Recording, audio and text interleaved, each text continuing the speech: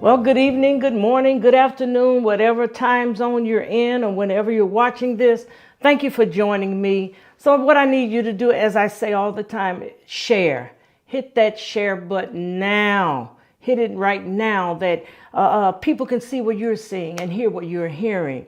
I thank you for joining me because right now on Facebook, on social media, period, you have many options. So when I'm chosen, I take that as an honor. So thank you again. We want to talk to you today about something that pertains to each of us as long as we have breath in our body.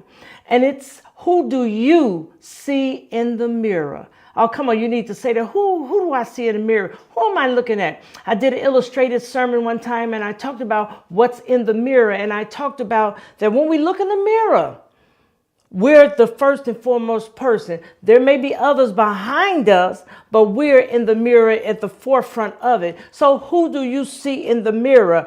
Do you see a self-made product that you're who you are because that's what you wanted to be? You made the person that you're looking at? Or are you what God intended for you to be? Or are you what man created you to be?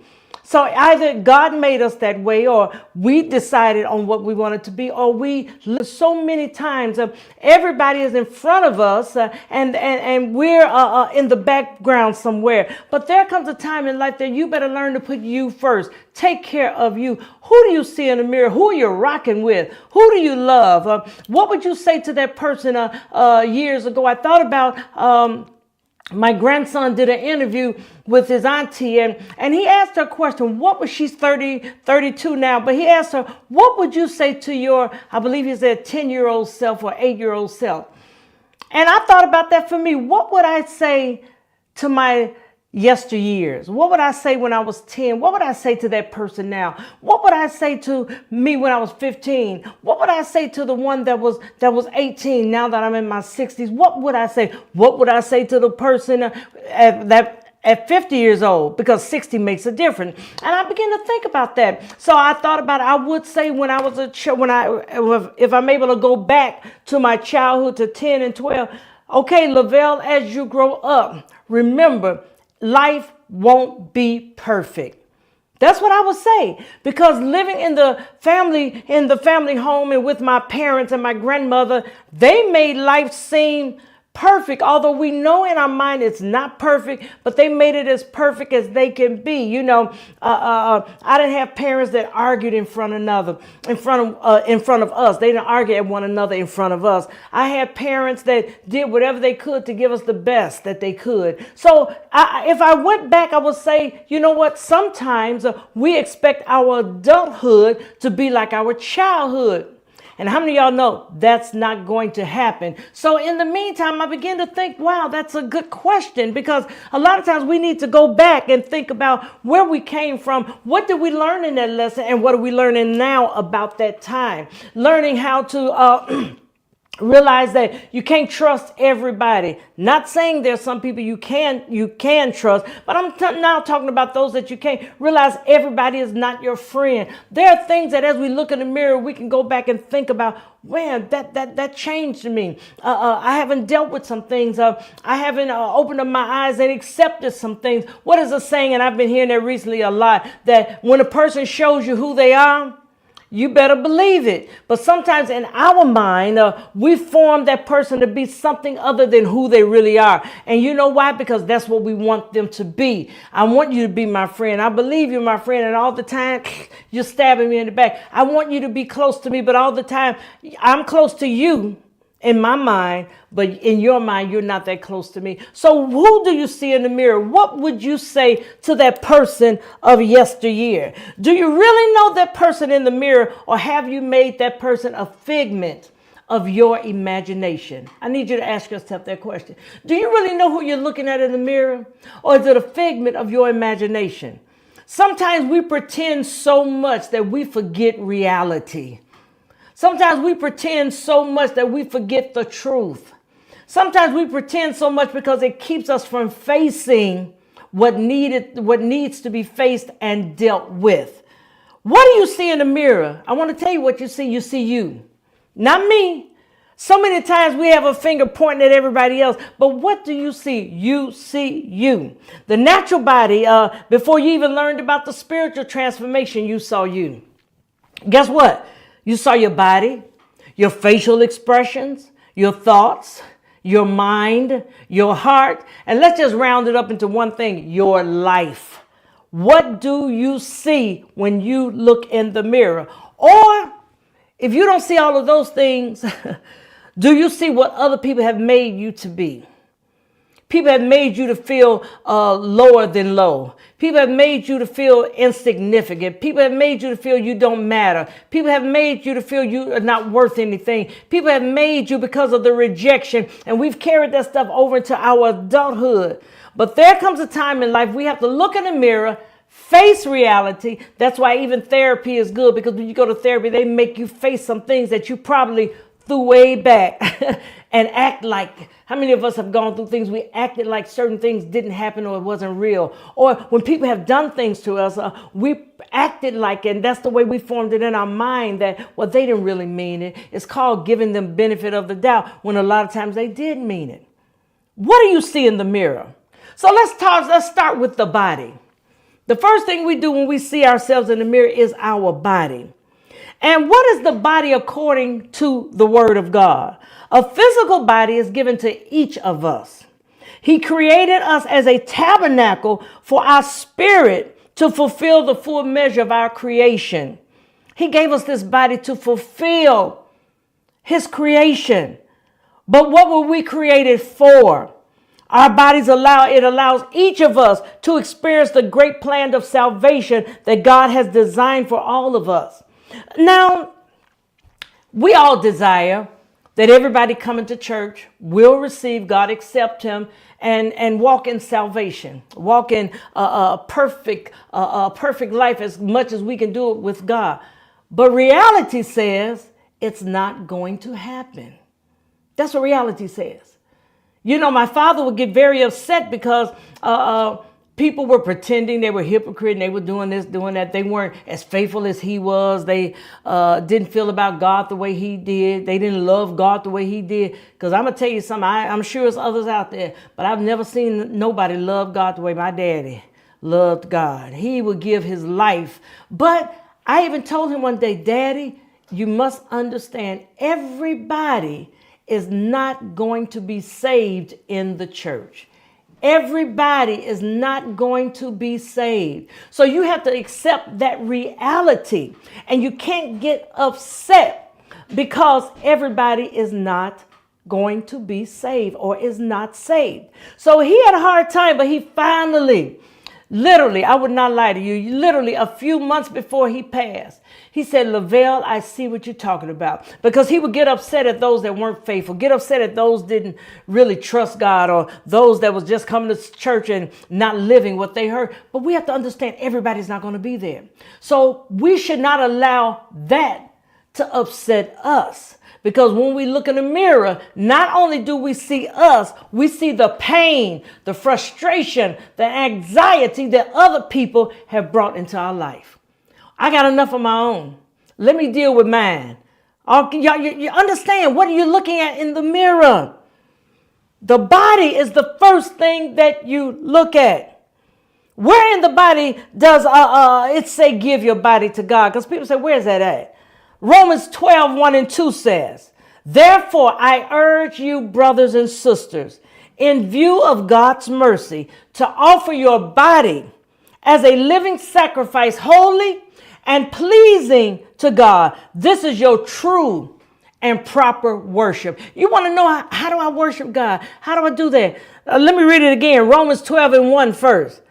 I urge you in God's mercy to offer your bodies as a living sacrifice, holy and acceptable unto God, which is your true and proper worship. Then verse 2 says, do not conform to the pattern of this world, but be ye transformed. Be ye transformed. Again, this is another part of what you're looking at in the mirror. Be ye transformed by the renewing of your mind. Then you will be able to test and approve what God's will is, his good, his pleasing, and perfect will.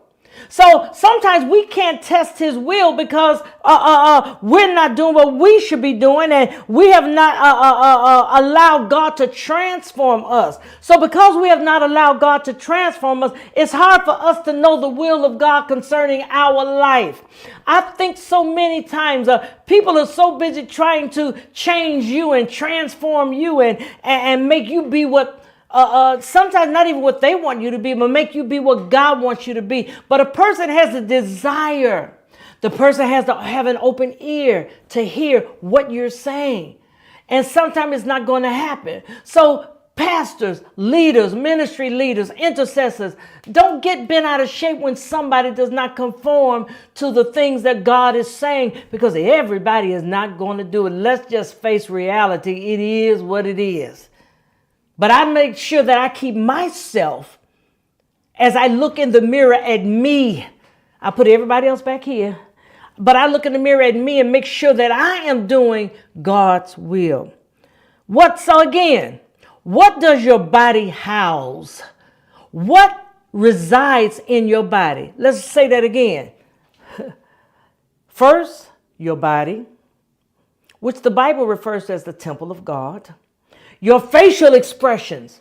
Ooh, we're going to get into that in a minute. Your thoughts, your mind, your heart, and if we put it all under one umbrella, your life. Your life and everything that's in it, everything that's attached to it, everything that you have made it to be, your life. What does God say about our physical bodies? He says in Psalms, he said, in Psalms 139, he said, we are fearfully and wonderfully made. It takes time to make us. 9 months. Sometimes we're evicted from the body from the womb before time. But even then, when you're born and maybe your organs have not formed right or something has not fully developed, then what they would do, they would take care of you and treat you until you get to that point of being fully developed. Sometimes when God is dealing with us and working with us, what happens is that we want to be evicted before God finishes us. He has not finished working with us. He has not finished changing us. He has not finished fine-tuning us, refining us. He has not finished adjusting us. He has not finished developing us. But I can't take no more. Just stay there. I was thinking about a lot of pastors are retiring, and hey, I honor them because when, okay, let me stop and enjoy some things that life has for me and all of this stuff. I admire that. Because sometimes we put so much into certain things, and by the time we're ready to enjoy it, there's no more enjoyment left. And pastors are retiring because of sometimes what they see in the mirror is, you know what? You have done God's will. You have worked this thing. Now let's live. There's a pastor that retired and I'm assuming he's always wanted to do music and things. He's doing what makes him happy. Not that pastoring didn't make him happy. Understand that. But pastoring is for that season. But how many of y'all know seasons move on? And you go from fall. I don't care how much you like fall. Oh, I love fall. Not me, I like summer, but you may say, oh, I love fall, the breeze. You can open the window, get some fresh air. I don't mind putting on a light jacket. But guess what? If you live in Chicago, New York, any of these places that go through, they have 4 seasons, for real. I don't care how much you like fall. Guess what's coming afterwards? Winter is coming after fall. Well, I'm going to wear my light jacket. Winter is coming. No matter how much you like winter, no matter how much you like the cold. My daughter loves the cold. She loves the cold. She even likes it cold in her house. But guess what? She can't stop spring from coming. No matter how much in love you are with spring, you can't stop summer from coming. So there are times in our lives, even if we live in a warm climate, our natural body goes through seasons. So no matter how good this season is to you, and we say, ooh, trouble don't last always. The Bible says this too shall pass. It is something we can quote the word we want to. But then when something comes and slam dunks us, we like, Oh God, I can't make it. We've got to start speaking those things that be not as though they were. God, I am healed. I am delivered. God, I thank you. This may be a mountain I got to come over, but God, I can't go over it unless you're there with me. Begin to encourage the person that you see in the mirror, because you have been fearfully and wonderfully made. I've said it before. People say my youngest brother and I, we look just like our mother. But guess what? We're three different individuals. My mother had attributes and characteristics I didn't possess. The same with my youngest brother. But yet we all resemble one another. You may resemble something, but you have been fearfully and wonderfully made. You are your own person. Hallelujah. What are the four spiritual bodies? When you think about spirituality and the four bodies that go with that: physical, emotional, mental, and spiritual. Let's say it again. What are the four spiritual bodies? Physical, emotional, mental, and spiritual. So when we make this transformation spiritually and come over into the supernatural part of our life, there comes a time that the physical must adjust, the emotional must adjust, our mental must adjust, and our spiritual part becomes elevated. Why is the body sacred? Oh my God, why is the body sacred? The body is sacred because first, we were created in the image of God. It is to be cared for, this body, and used for good purposes. We mess our body up. We do. We ingest things that are messing with our heart, our lungs, our liver, because it makes us feel good for the moment, or it makes us forget what's going on in our life. Those things are a mask to what we're dealing with. So therefore, we ingest those things that are not good for us. But if I was created in the image of God, I must care for it and use it for good purposes. It ought to be taken care of. This body ought to be taken care of. I've said it before and I'll say it again. The song that says, "Live in me, Jesus, for I may be the only Jesus that they see." God, live in me. Because people out there looking, they don't see Jesus, but when they see you, they like, "Oh yeah, you're the closest thing to Jesus I've seen." No, you're not perfect. You're nowhere near him. You're nowhere like him that way. But because they see the way you act, the way you come across, the way you handle situations, they like, "Wow, yeah, I know Jesus is living in you somewhere, because I wouldn't react like that," or "That's not normal." When you say you love everybody, that's not a normal love. That's a God-given love. That's an agape love that comes from him. When you can truly say you love everybody, that means you don't look at their personality. You don't look at their looks. You don't look at their conditions. You don't look at what they're wearing. You don't look at how they treat you. Because why? All of that is covered under the blood that God gave his life for your life, and is covered under the love that he gives unto us. The body is sacred, and therefore we should use it for his glory. Take care of that body, and you use the word of wisdom in doing that. That word have I hid in my heart. Use the word to encourage yourself. We look for people to encourage us, but what about you encouraging yourself? Oh my God. Who are you in the mirror? Look at yourself in the mirror. Have you matured since this is 2023? How about just go back to 2022? Have you grown any? Have you learned any lesson? Some of us are so guarded about because of things that have gone on in our life. We don't feel good about ourselves. We don't like ourselves, but it's not everybody's fault. Only you can correct that. We were rejected when we were little. Our parents didn't treat us right. And we bring that into our adulthood. And what is the saying? Hurt people hurt people. I don't believe people hurt intentionally sometimes. Some do, but some don't. But because we're hurt, we're guarded. We don't allow nobody to break a barrier because I'm afraid of what you're going to do or what you're going to say that might trigger me. We're going to talk about one day the triggers of life that might trigger me. Those things that I've gone through, and now I'm just protective of who I am and what I am, and I'm protective of everything around me and about me, and oh no, ain't nobody gonna do me wrong, and nobody gonna use me like that. Oh no, baby, I would take them down. But the Bible says he that can humble himself is the greatest. If you just look back on your life, how have you grown? Well, I know I've grown because I dealt with some stuff that I wouldn't have dealt with last year. Okay. But you're dealing with it with an attitude. That's not growth. Everything about you should change when you're dealing with stuff. We want to write people off. But you have to stop and think, what if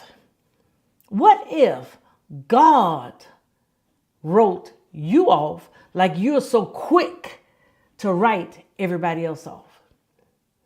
Now, when I say write off, I'm talking about in my heart, in my mind. It's kind of like, you hear some people say, oh, they dead to me. I don't even care about them. You still got to care. Now, you may have done something to me. I may never invite you to my house.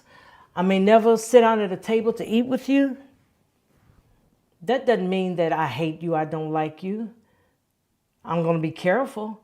But it still has nothing to do with the love I have for you. I love you unconditionally. But majority of the people love on condition. They love you because you're their friend. They love you because they like you.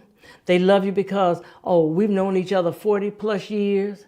They love you because you grew up together. They love you because your mother and your parents were best friends. That kind of love is based on condition. But God said he loves us. He don't have no conditions. He said, I forgive you. I love you. I look beyond all of your faults and I see your needs. That's what he's saying. But we don't do that. But we have to. Now, it does not mean I have to go back and, just welcome you. No.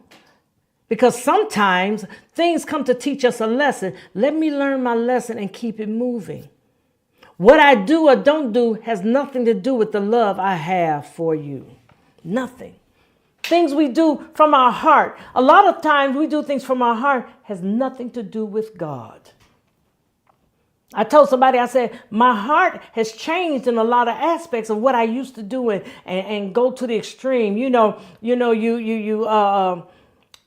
take people on trips and you do this for them. You sometimes pay bills. Sometimes you're just a blessing to them. And those are the ones that you got to be careful, because when that happens, your heart will begin to accept those things and begin to turn it black. Your heart will begin to define their status and placement in your life. We must be careful and guard our heart.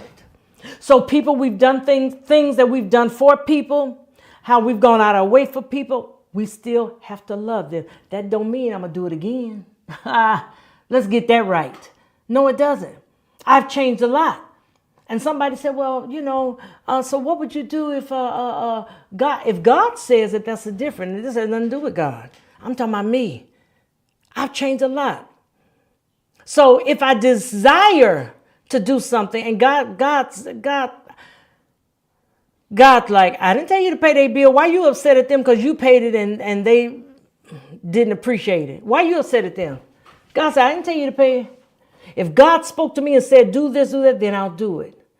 But I have changed because I must protect this heart. Again, I say it all the time, out of the heart flows the issues of life. Who do you see in the mirror? Who you looking at? How you looking? Do you feel good about yourself? Sometimes we got to stay away from people that cause us to neglect our own self.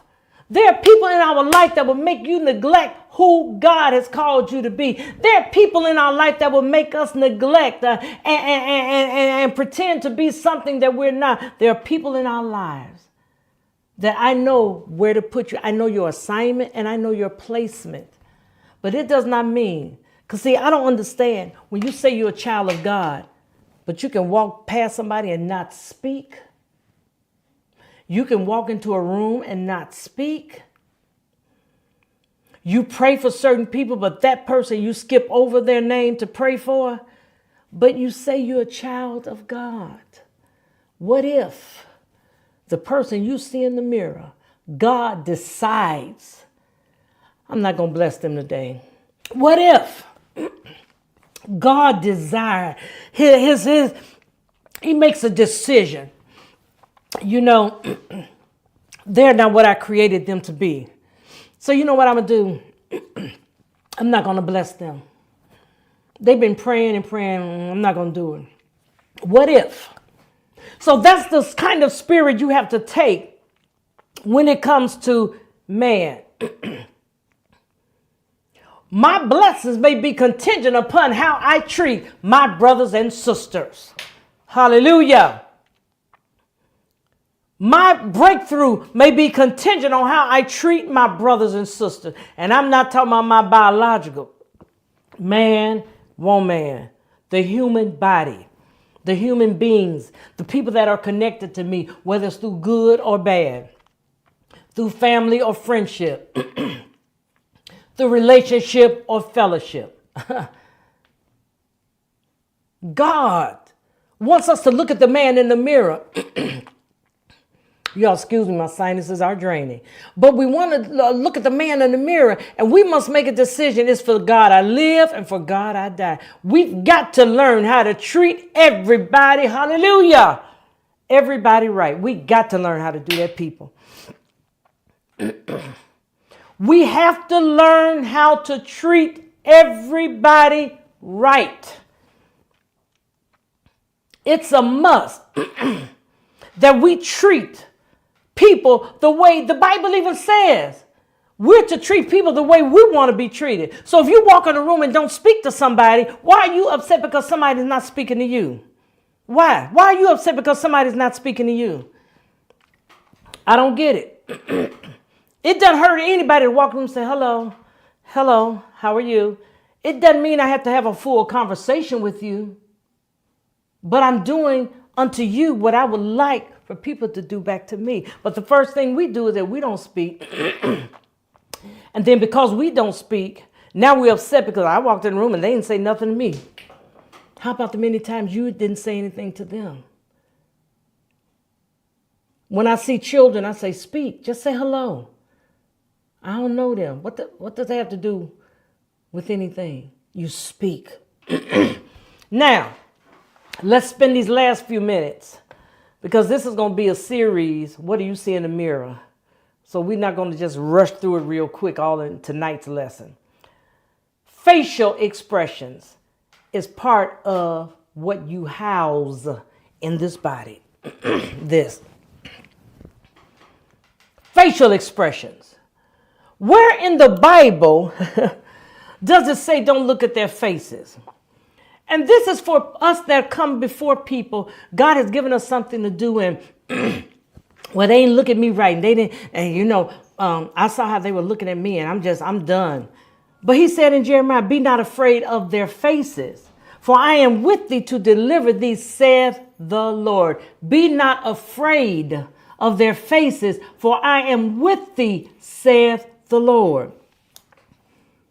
Which means if I'm doing what God has given me to do, or even if I'm doing something that I'm teaching, I apply that scripture to every phase of my life. If I'm in my classroom and I'm teaching, if I'm talking to someone, I can't allow your face to disturb me. I often think about, I tell people who we talk about preaching. Let me tell you something. If preachers can tell you what they see, people think they fooling you. You say something over the pulpit and they nudging the neighbor, or they got to look like they don't agree with you, or they're sitting there like, and because you got a church and people out there more than them, they don't think you see them. But if you know what people are saying or looking, you have to not be afraid and look past their expression or their demeanor or their action toward you and keep on with it. Because when you don't look past that, you're allowing them to live in here and they're not paying any rent. You're allowing them to disturb your peace. Sometimes people don't mean to do that. That's their action. But I am not responsible for your action. I can only be accountable for mine. Be not afraid of their faces, Jeremiah 1:8. For I am with thee to deliver thee. Then what do facial expressions represent? You can read how somebody feels, what they think, even about people by their facial expressions. I have been in church and I could tell when someone doesn't care for somebody, because when that person gets up to do something or say something or just walk by you, or you spot them across the sanctuary or in the hallway, the lobby or whatever, you can tell how they feel about that person by their facial expressions. This here tells it all. This here says it all.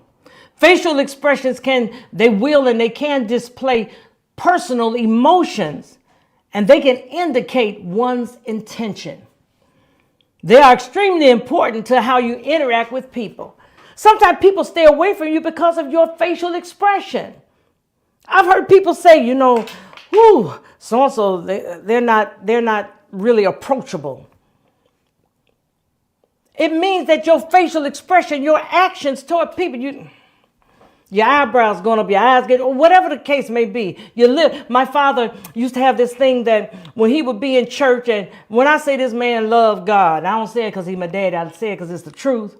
But he just had a thing with people that played with God, and I said, Daddy, everybody's not going to be like you. Just accept that. I mean, that's the only thing you can do is accept it. So if someone came in and he figured they're not that faithful, they don't really serve God like they should, when they walk in the door, and if any old members is looking at this, they can say, they can back me up and support me on it. The minute the person walk in, he'd be like, that lip will poke out and kind of twist slightly to the right. And I said, Daddy, people can see that. He was not even aware that it was that noticeable. He was not aware of that until I said, Daddy, we're going to ask a few people. And I asked a few people that have a relationship with. I said, what does my daddy do when he see people and maybe he doesn't agree with something? Not that he don't like us. He's paid rent. He's paid for weddings. He's paid for reception. He's done a whole lot. That never stopped him from doing that. And they said, oh, your daddy will twist up his lip. And finally, when somebody else, I said, tell him what he done. And they told. And he said, I do. He was unaware of what he did. So sometimes when he would do it, he would look at me across the church and he had to smile, and he would now he had a fake smile because the smile wasn't even real. But I brought it to his attention. Facial expressions tell a lot about how we feel about ourselves and about others. You can tell sometimes when people are going through because their facial expression shows, I'm in a dark season, I'm going through. But I'm just going to try to help you out right here. Everybody don't have to be like me. Everybody won't do it to the extreme that I do. But I've learned when I don't give people the satisfaction of knowing they've gotten to me, it may hurt. Come on, people. But the facial expression says, you are not going to hurt me. The facial expression says, I am not going down that road. I've seen people that have dogged me out, talked about me, and did whatever, lied on me, mistreated me, used me. But you know what? When I see them, I'm like, hey, how you doing? It confuses the devil. Hallelujah. It confuses the enemy.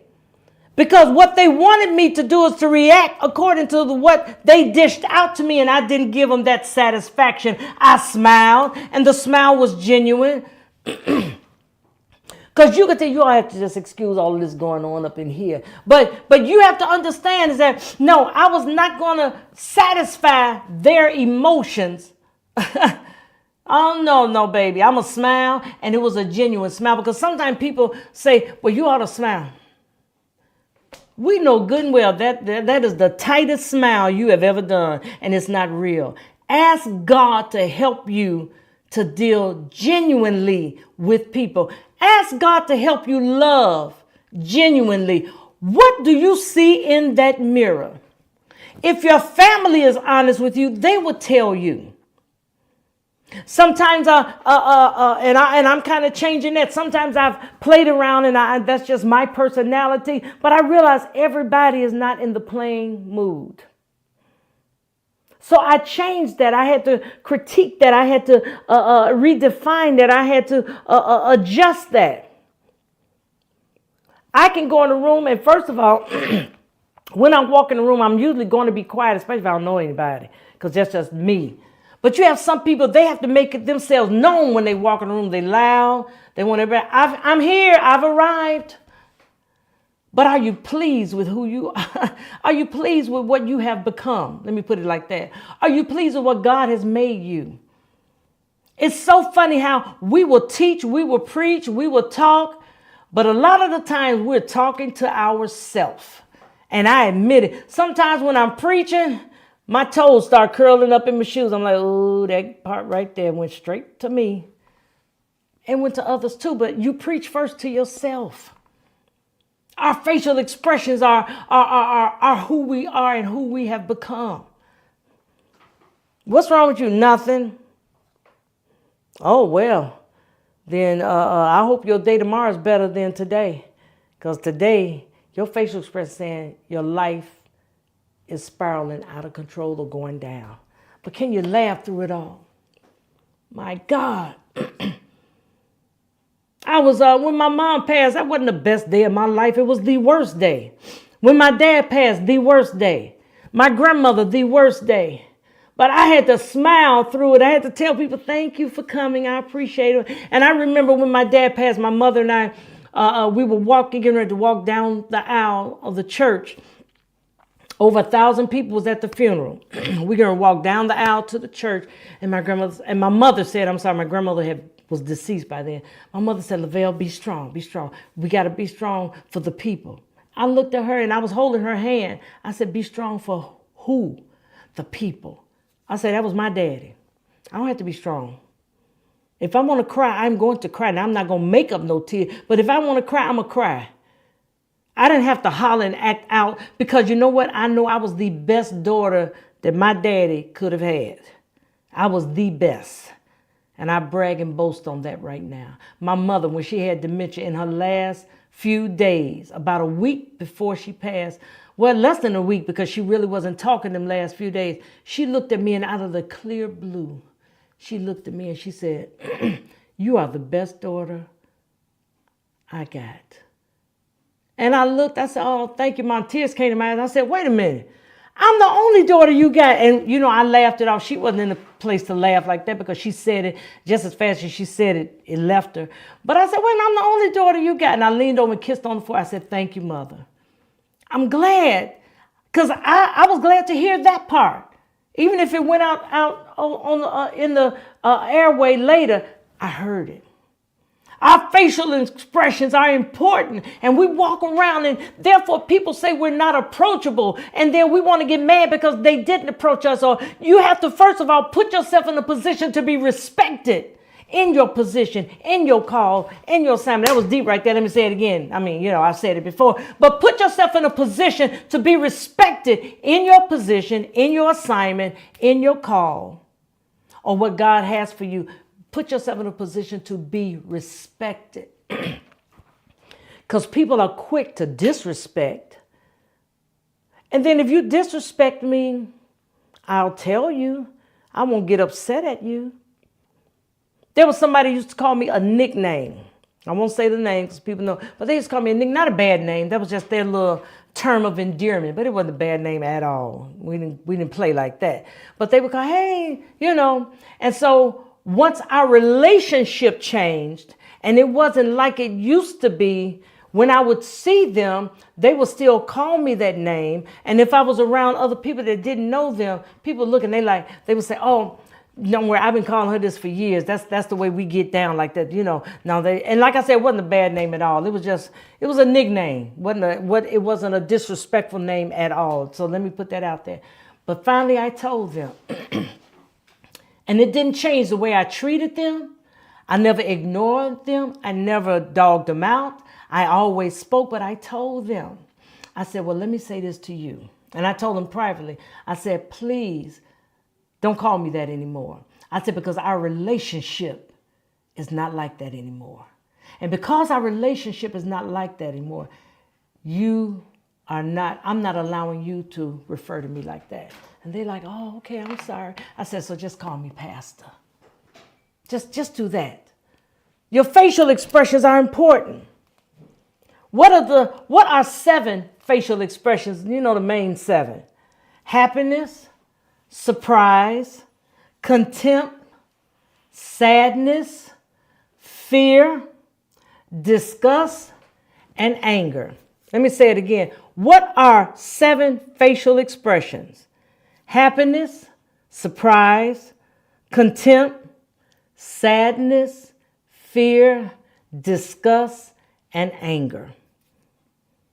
So a lot of times you can read somebody's facial expressions and what is going on in their life and where they are and what season they're in by their facial expressions. What is the most important facial expression? That it is your eyes. That's why when you go into a courtroom, they don't allow you to wear sunglasses, tinted glasses, unless there is a medical reason. The eyes are often viewed as important features of your facial expression. You know, people say, oh, I could read it in your eyes. I could tell in your eyes what's going on. I have a cousin that when she's hearing something, she starts doing this. And that means she's getting ready to cry. I'm like, girl. But her expression and her eyes have told me what's going on. She is about to cry and them eyes go to blinking real fast. We're not going to finish this today. We're going to come back. But what do you see in the mirror? Today we talked about the first thing we see is our body. Our body is the temple of God, and we're to treat it just as that. And then we talked about the facial expressions, and we didn't finish the facial expressions. We are going to finish next time. But how important this is. So you want to know why people don't like you. You want to know why people don't respect you. You want to know why people don't approach you. Because a lot of times they're reading what you are putting out. I want you to think about those things that I've said in this lesson. And begin to ask God to help you to change. Because you can't go into certain positions that God has for you unless you change. Because people can make you or break you, believe me. They could say things about you that would build you up in front of people. Or they could say things that would tear you down. They can make or break you. I encourage you to look in the mirror, take a long look, and you decide what needs to be changed. So right now we're talking about the body and the facial expressions. What do I need to change in what I see? What do I need to change in my facial expressions? When somebody walks by, my eyes go up, my eyebrows touch the forehead. My mouth pokes out. I told somebody the other day, I said, what are you upset at? They said, no, they weren't upset at me. No, it was a child. I said, what are you upset at? Nothing. I said, yes, you are. Well, how you know? I said, because your bottom lip is poked out. Your lip ain't out that far. And they said, well, I'm sleepy. You are not sleepy with that lip poked out. You mad. Found out they were upset. You know how children do because they don't get what they want. They were upset at the parent. I encourage you to change what's in the mirror. I thank you for listening. I pray that no word I have said has fallen on deaf ear. And I need you. I asked you to do it in the beginning, but if you join me later, share this right now. Put this on your Facebook page. Go to YouTube. It's also on YouTube. You can send a YouTube to somebody. Share this with them. Because it's important we work on us. We're so busy trying to work on everybody else. Work on me, Jesus. Do it for me, God. And I promise you, you have not seen the best yet. But as we go through life and start changing, the best is being prepared and molded with our name on it. We want to do better, but we're going to do better that we can get to the best. Thank you for joining me. Now is your time. Not to let that facial expression show how you feel about giving. Ooh. Now's the opportunity for you to be a blessing. When you give to this ministry, it falls on good soil ground. Good soil. And it fertilizes the ground. This is your opportunity to give. Do it right now. Because if I get off of here, you might forget. Give.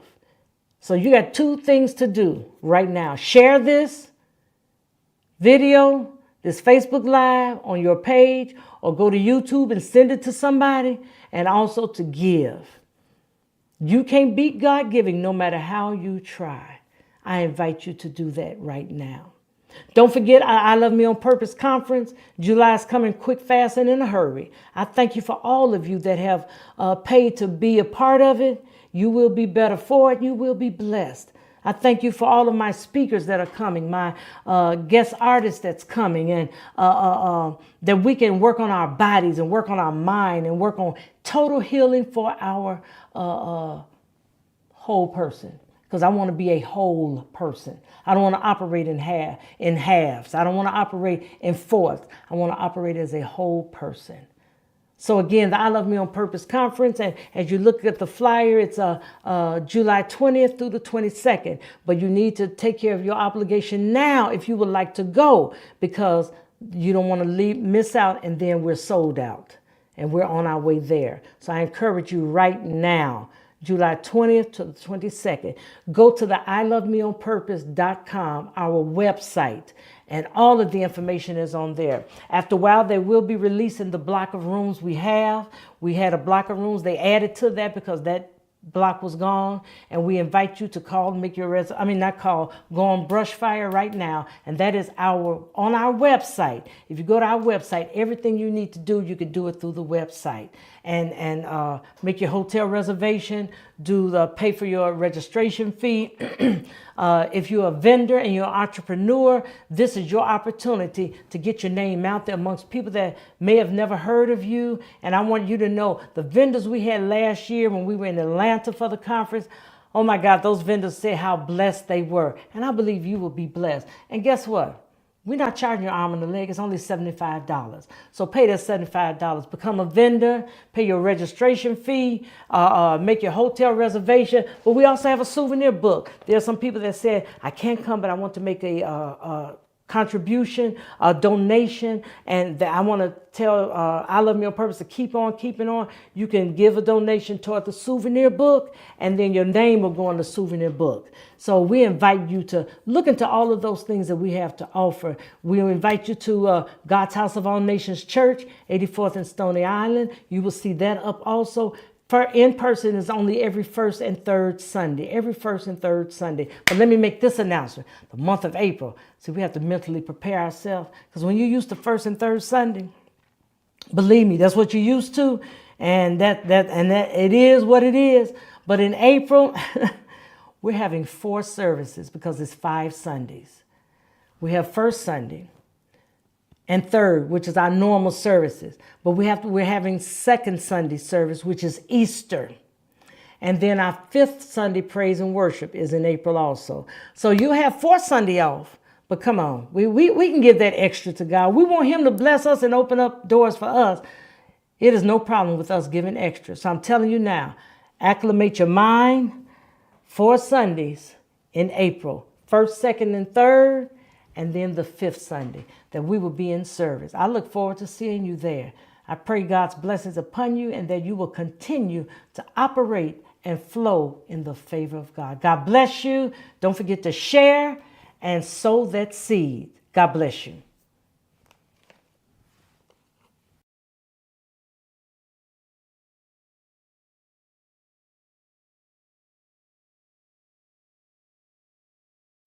Well, the time has come for our I Love Me on Purpose 2023 conference. This year, it will be held at the Hilton Resorts in Oak Brook, Illinois. So we need you to save the date, July the 20th to the 22nd, Thursday, Friday, and Saturday. Remember this, it is me in 2023. It is time for you to move to the front of the line. Everybody and everything else has been in front of you, but change your position and move to the front of the line. Now is the time for you to understand your life is about you first. For more information about the I Love Me 2023 conference, go to our website, ilovemeonpurpose.com. When you go to that website, you will get all the information you need. Plus, you'll begin to learn more about what I Love Me on Purpose is about. You can register. You can do your hotel reservations. You can also get vendor information. If you're an entrepreneur, you want to be a vendor, it will open you up to many people that can purchase from you and put your name out there even more. Vendor information is on there. Also, we have a souvenir book that's going to be available to everybody that attends and beyond. You can buy an ad. You can become a patron. And whatever your need is, you can put that in the book and it will go into the hands of many people. Do it today. Go to our website, ilovemeonpurpose.com. There's an announcement coming soon about our speakers, our workshop facilitators, and our guest artists. So that's coming soon. But right now, all you need to know is the date, July 20th to the 22nd. Come on and join me. I hope to see you there. And don't you forget this. You are worth every breath